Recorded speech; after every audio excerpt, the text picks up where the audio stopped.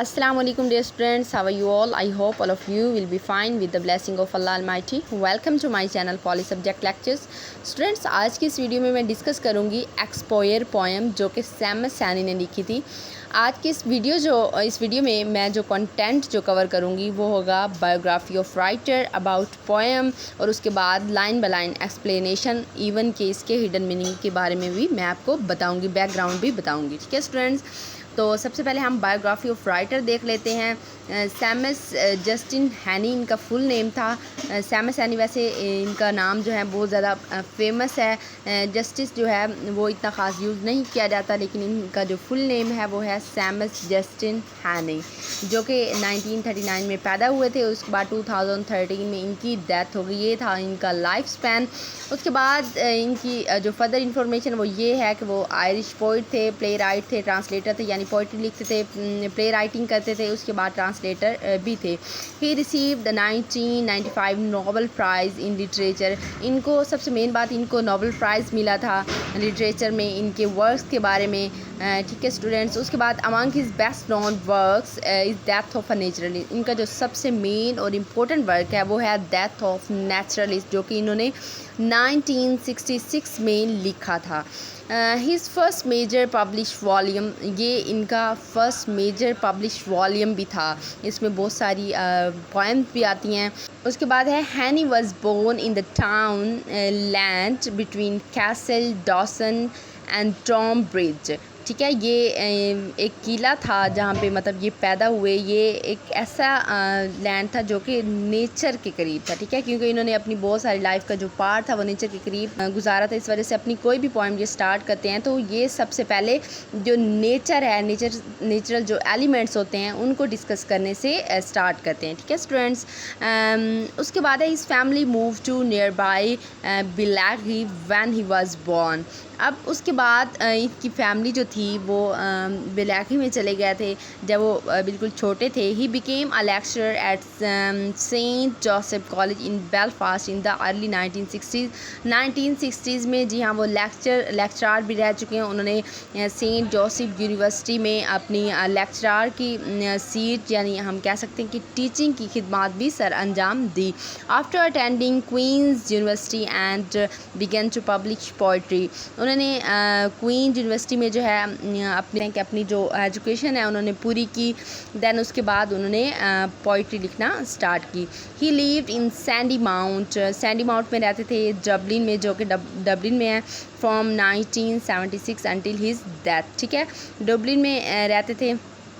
अपनी लाइफ का पूरा जो एक पार्ट था उन्होंने वहाँ पे गुजारा, इवन अपनी डेथ तक। ठीक है, Heaney is buried at the cemetery of the Saint Mary's church.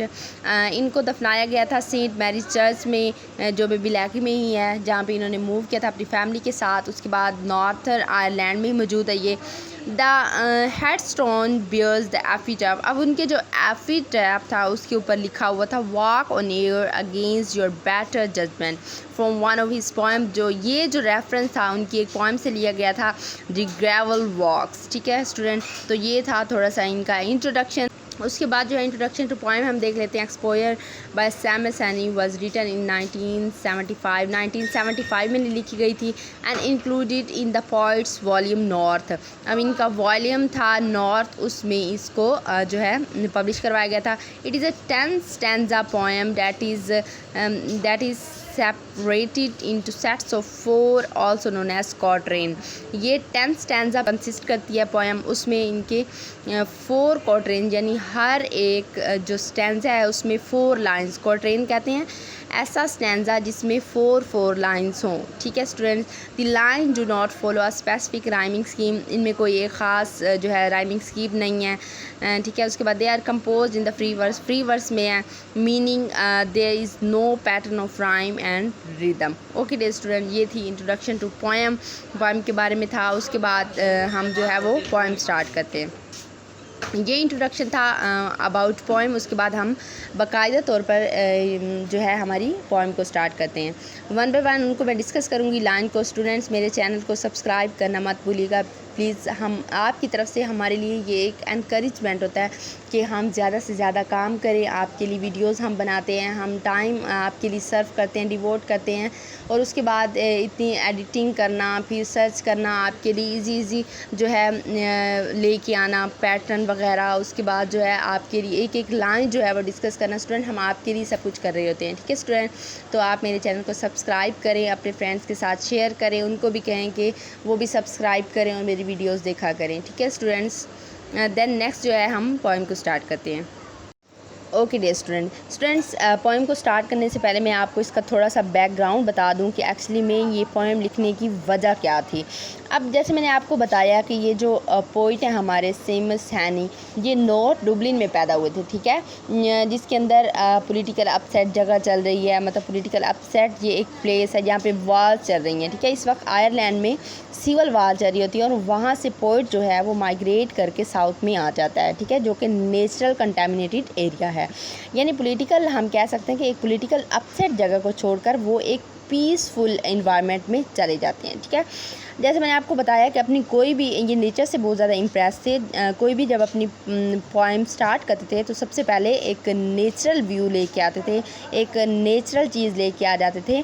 उसके बाद अपनी पोएम को one by one, step by step उसको आगे बढ़ाते थे, ठीक है। तो हम स्टार्ट कर देते हैं पोएम को। इट इज़ दिसंबर इन विक्लो। अब यहाँ पे ये जो विक्लो है ये आयरलैंड की एक कंट्री का नाम है जो कि साउथ डुबलिन में मौजूद है, ठीक है। साउथ डुबलिन जो कि नेचर का बहुत ज़्यादा कंटेमिनेटेड एरिया है, हम कह सकते हैं कि ये माउंटेनियस एरिया है, ठीक है। इट इज़ दिसंबर इन विक्लो। वो कह रहे हैं कि विक्लो में ये दिसंबर का सीज़न चल रहा है, दिसंबर का मंथ चल रहा है। Elder dripping beaches. अब ये दो लाइनें उन्होंने कहा कि दिसंबर चल रहा है विक्रो में, और जो बड़े बड़े दरख्त हैं उनकी जो दाढ़ियाँ हैं, उनकी जो शाखें हैं वो लटक रही हैं। Inheriting the last light the ash tree cold to look at. वो कह रहे हैं कि ऐसे दरख्त जो कि खुश्क हो चुके हैं सर्दी की वजह से, क्योंकि दिसंबर में मोस्टली बहुत ज़्यादा ठंड होती है, ठीक है। दरख्त जो हैं वो खुश्क हो चुके हैं सर्दी की वजह से, ठीक है। तो वो क्या कर रहे हैं, अपने आप को एक कह सकते हैं कि ज़िंदा रखने के लिए वो जो सूरज की आखिरी जो किरण आ रही है उसको भी इनहेरिटेट कर रहे हैं, ठीक है, इनहेरिटेट करें ताकि वो अपने आप को ज़िंदा रख सकें, ठीक है स्टूडेंट। तो उसके बाद यानी यहाँ पे वो एक होप की बात कर रहा है, ठीक है। और अगर हम देखें इस पोएम में तो वो जो पोएम है हमारे पोइट सॉरी हैं हमारे, वो अपनी एग्जिस्टेंस पे गौर कर रहे हैं कि उसने सिविल वार में क्या रोल प्ले किया है और वो क्या कर सकता था, उसने जो नहीं किया और क्यों नहीं किया, वो किस तरह का इंसान है। यानी अपनी सेल्फ पोर्ट्रे कर रहा है अपने आप को, ठीक है, सेल्फ पोइट्री के थ्रू अपने आप को पोर्ट्रे कर रहा है। Okay dear student, then next जो है पैराग्राफ उसमें ये है, a comet that was lost should be visible at sunset. Comet जो होता है स्टूडेंट्स वो एक स्पेस के अंदर टूटे हुए तारे होते हैं, जब वो तेज़ रफ्तार से गुजरते हैं तो उनके अंदर फायर लग जाती है, ठीक है। जब यानी वो तेज़ एक स्पीड से गुजरते हैं तो उनके अंदर आग लग जाती है, ठीक है। Students should be visible at sunset, यानी वो कह रहे हैं यहाँ पे कि ऐसा कॉमेट जो कि डूब चुका है, जो कि लॉस्ट हो चुका है, उसको सूरज गरूब होने तक अपने आप को सामने लेके आना, ठीक है। यानी जब सूरज गरूब हो जाएगा तो वो विजिबल होंगे, ठीक है। अब यहाँ पे वो अगर हम देखें तो वो अपने आप को भी कह रहा है कि मैं जो है वो बिल्कुल एक कॉमेट की तरह हूँ, और कॉमेट की बिल्कुल सूरज के आगे जो रोशनी है वो बिल्कुल एक कॉमेट की तरह ही है, ठीक है, एक कॉमेट की तरह है। अब आगे वो इसको मज़ीद जो है वो बयान करेंगे, आगे आप इस चीज़ को देखें। Those million tons of light like glimmer of haws and rose hip. अब यहाँ पे वो कह रहे हैं कि जो सूरज है उसकी जो रोशनी है वो तो मिलियन टन में है, ठीक है, जबकि कॉमेट जो है उसके आगे बिल्कुल एक ऐसे ही है, like a glimmer of haws. Haws जो है वो अंगूर जैसे एक फल होता है, यानी जैसे सूरज की रोशनी एक अंगूर पे पड़े तो उसके अंदर जो एक लाइट की रिफ्लेक्शन जो आ रही होती है, ऐसे वाइट सा जो है वो एक रिफ्लेक्शन आ रही होती है तेज़ रोशनी की, थी वो बिल्कुल ऐसे ही है। एंड रोज़ हिप्स, या बिल्कुल ऐसे ही जैसे एक जो मतलब गुलाब का फूल होता है उसके ऊपर जब शबनम पड़ी हुई होती है तो उसके ऊपर जब सूरज की रोशनी आती है तो वो चमक रही होती है। ठीक है, यहाँ पे अपने आप को वो किस चीज़ से सिमिली दे रहे हैं, अपने आप को कॉमेट से दे रहे हैं। वो कह रहे हैं कि मैं बिल्कुल एक कॉमेट की तरह हूँ, अपना जो किरदार है वो कॉमेट की तरह बयान कर रहे हैं। मतलब कॉमेट जो है वो सूरज की तरह रोशन नहीं है लेकिन एक कॉमेट की तरह ज़रूर है। ठीक है, उसके बाद and I sometimes see a falling star if I could come on meteorite. अब यहाँ पे वो कह रहे हैं कि जब कभी मैं टूटा हुआ तारा देखता हूँ यानी गिरते हुए सितारे को देखता हूँ, if I could come on meteorite, और मेरे दिल में ये ख्याल पैदा होता है कि काश मैं भी इस मैट्रियोट की तरह आऊँ। मैट्रियोट क्या होते हैं, यानी एक ऐसा रॉक होता है जो स्पेस के अंदर ट्रैवल करता है। जब वो फॉल कर रहा होता है तो सबकी जो होती है, या कह सकते हैं कि सबकी जो एक अटेंशन होती है वो उसकी तरफ खींची चली जाती है। ठीक है, तो अपने आप को वो बिल्कुल एक मैट्रियोट कह रहे हैं कि वो कह रहे हैं कि जब मैं आऊँ तो मतलब मैट्रियोट की तरह आऊँ और जिसको सब देखने लग जाएं। ठीक है, यानी सब की जो नज़र है उनकी तरफ कैप्टिवेट हो जाए। Instead I walk through damp leaves husks the spent flukes of autumn. अब यहाँ पे वो कह रहे हैं कि लेकिन मैं क्या कर रहा हूँ, मैं तो गीले पत्तों पे चल रहा हूँ। ठीक है, डम्प लीव्स, अपना वो यहाँ पे एक रोल एग्जिस्टेंस पे गौर कर रहा है कि मैं क्या कर रहा हूँ, मुझे जो काम करना चाहिए, मुझे सिविल वार में अपना एक रोल प्ले करना चाहिए। बिल्कुल मैं तो एक कॉमेट की तरह हो गया हूँ, सन की तरह नहीं आ रहा, लाइक मैं दिन में नहीं हूँ, मैं रात में, यानी एक विजिबल एक पर्सन होता है, ठीक है, और एक विजिबल नहीं होता, वो बिल्कुल एक इनविजिबल पर्सन की तरह काम कर रहे हैं। ठीक है, यहाँ पे अपने आप को वो कॉमेट के साथ करते हैं, अपने आप को मैट्रियोट के साथ कंपेयर कर रहे हैं। ठीक है, फिर वो कहते हैं कि मैं बिल्कुल बजाय इसके कि मैं एक मैट्रियोट की तरह आऊँ, मतलब उस तरह अपना एक रोल प्ले करूँ कि सब लोग मुझे देखते रह जाएं, ठीक है, मुझे सराहें, लेकिन वो क्या कह रहा है, वो कह रहा है कि मैं क्या कर रहा हूँ, मैं तो अपना इस तरह से रोल प्ले कर रहा हूँ कि मैं गीले पत्तों पे चल रहा हूँ, क्योंकि वो नेचुरल वाले पार्ट में चले गए हैं। ठीक है, माउंटेनियस एरिया विकलो में चले गए हैं। तो वो कहते हैं कि दरख्त की छाल, बिल्कुल ऐसे ही जैसे दरख्त की छाल पे चल रहा हूँ। The span flukes of atom, यानी ऐसे पैरासाइट्स जो कि ख़ज़ा के अंदर चलते हैं, ज़मीन पर चलते हैं, ख़ज़ा के अंदर ज़मीन पर चल रहे होते हैं। स्पैन फ्लूक्स ऑफ ऑटम, मैं तो बिल्कुल उनकी तरह रेंग रहा हूँ। उसके बाद है imagining a hero on some muddy compound. अब यहाँ पे कह रहा है कि मैं अपने आप को एक हीरो तस्वुर करता हूँ, बिल्कुल ऐसे ही जैसे कि एक हीरो जो है वो धड़ल से किसी ज़मीन पर गिरता है और उसकी आवाज़ आती है। ठीक है, मडी कंपाउंड पे।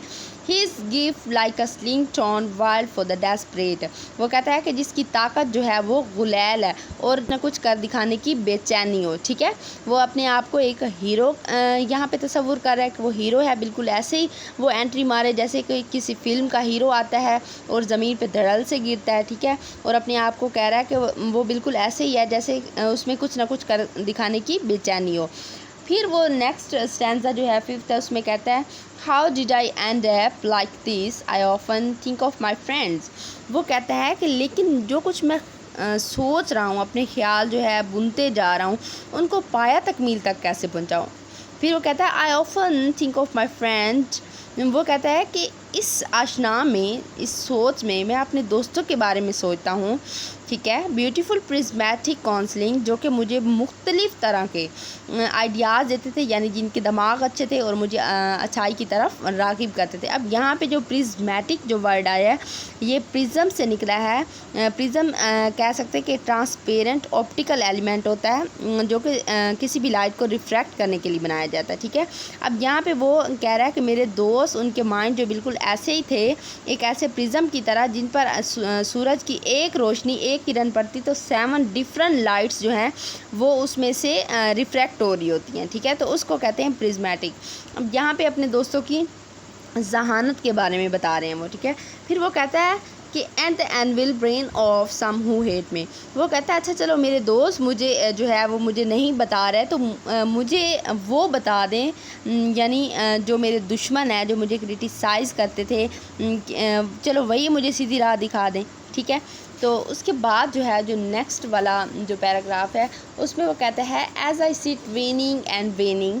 वो कहता है कि जैसे मैं बैठा हूँ वेनिंग एंड वेनिंग, अपने आप के ऊपर बोझ डाल रहा हूँ, जैसे मैं यहाँ पे बेकार सोच रहा हूँ, कोई काम नहीं कर रहा, अपने आप को बर्डनाइज करता जा रहा हूँ, मैं रिस्पॉन्सिबल ट्रिस्टिया जो होता है उसको ग्रीफ को कहते हैं, सोरो को कहते हैं, ठीक है। यानी जैसे ये सोशल अप्रेस से हटकर माउंटेनियस एरिया में आ गया, तो यहाँ इस चीज़ के बारे में बहुत ज़्यादा परेशानी ले रहा है कि मैं क्या करूँ, अपना जो है रोल किस तरह से प्ले करूँ, और जो प्ले मुझे करना चाहिए रोल वो मैं कर भी रहा हूँ कि नहीं। अब यहाँ पे जो ट्रिस्टी है ये एक अलूजन के तौर पे भी लिया गया है।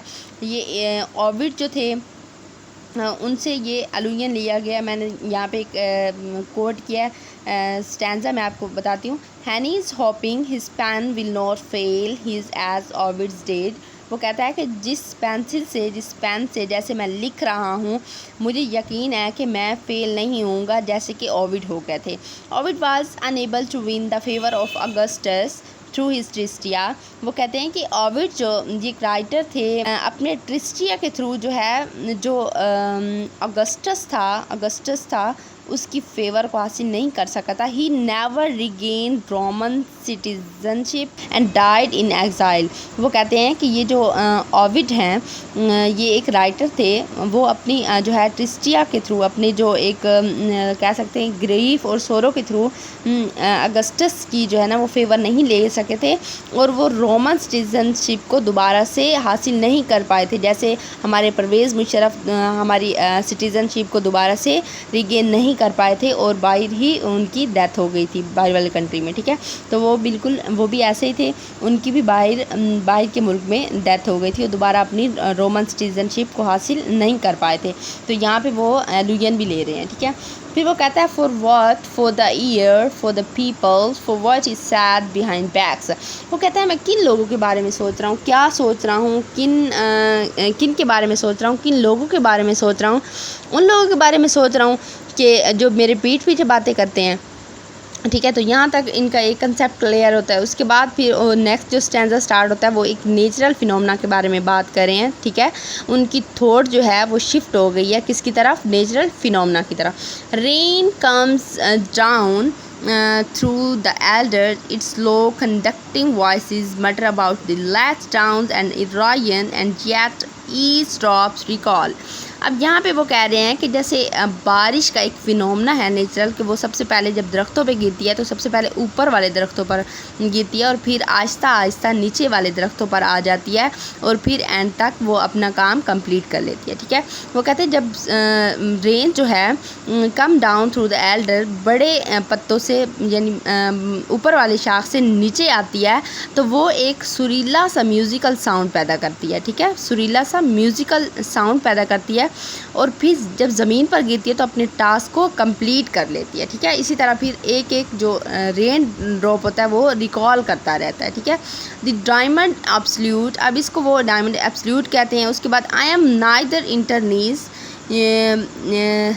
नोर इन्फॉर्मर एंड इनर एमिग्रेंट। यहाँ पे ये जो वर्ड है ना एमिगर इन्होंने यूज़ किया हुआ है, ये एमिग्रेंट के लिए यूज़ किया हुआ है। Grown long hair and thoughtful a wood kerne. अब यहाँ पे वो कहते हैं कि मैं ना ही कोई इंटर्नी हूँ, इंटर्नी यानी प्रिजनर को कहते हैं, एंड नोर इन्फॉर्मर, और ना ही कोई मुखबिर हूँ, ठीक है। एंड इनर एमिग्रेंट, मैं बिल्कुल ऐसे ही हूँ, यानी कोई ऐसा जो हिजरत करके आया हो। ग्रोन लॉन्ग हेयर, कोई ऐसा पर्सन जो कोई सिपाही हो और दिफा करने के लिए खड़ा हो, या फिर ये भी कह सकते हैं कि ऐसा पर्सन जिसने बहुत लंबी उम्र गुजारी हो। एंड थॉटफुल, और सोचता रहा हो। एंड ए वुड कर, या फिर एक सोल्जर की तरह। वुड कर एक फार्मर के लिए टर्म यूज़ होता है जो एक जगह से दूसरी जगह मुंतकिल हो जाते हैं, ठीक है। उसके बाद जो है वो नेक्स्ट जो स्टैंजा है उसमें कहते हैं escape from the Massacre, taking protective color from ball and bark, feeling every wind that blows। अब यहाँ पे वो कह रहे हैं कि जैसे मैं मिसैक्रे यानी बड़ी तबाही से बच गया हूँ। मिसैक्रे यानी वो आइलैंड में आ गया ना, तो यहाँ बड़ी तबाही से बचकर वो आ गया है कहाँ पे, नेचुरल चीज़ों में, ठीक है। यानी नेचर को ऑब्ज़र्व कर सके, उसके बाद उनके तनों को, छिलकों के, छालों को फीलिंग ले सके, ठीक है, और वहाँ की विंड जो है उसको रिकॉग्नाइज कर सके, ठीक है। फिर वो कहता है who blowing up the spark, वो कह रहा है कौन है जो मेरे अंदर पोइट्री लिखने का स्पार्क पैदा कर रहा है, ठीक है। यानी स्पार्क क्या है, उसके पोइट्री लिखने का एक स्पार्क है जो इसके अंदर पैदा हुआ है, ठीक है। For their meager heat have missed the once in a lifetime important the comet pulses road। अब यहाँ पे वो कह रहा है ओवरऑल इस स्टैंजा में वो कह रहा है कि यानी वार के अंदर जो है वो रह कर जो लोगों के अंदर वो एक जोश पैदा कर सकता था, वो उसके लिए एक लाइफ टाइम अचीवमेंट होती, लेकिन वो ऐसा नहीं कर सका, ठीक है स्टूडेंट्स। तो ये थी ओवरऑल पोइम, जिसमें जो पोएम है वो अपनी जो पोइट है वो अपनी एग्जिस्टेंस के बारे में जो है वो सोच रहा है कि उसने सिविल वार में क्या रोल प्ले किया, वो क्या कर सकता था, उसने क्या नहीं किया और क्यों नहीं किया, वो किस तरह का इंसान है, यानी अपनी सेल्फ पोइट्री के थ्रू अपने आप को पोर्ट्रे कर रहा है, ठीक है स्टूडेंट। तो ये थी आज की वीडियो। अगर आपको पसंद आई हो तो लाइक कीजिएगा, कमेंट कीजिएगा और मेरे चैनल को सब्सक्राइब ज़रूर कीजिएगा। थैंक यू, अल्लाह हाफिज़।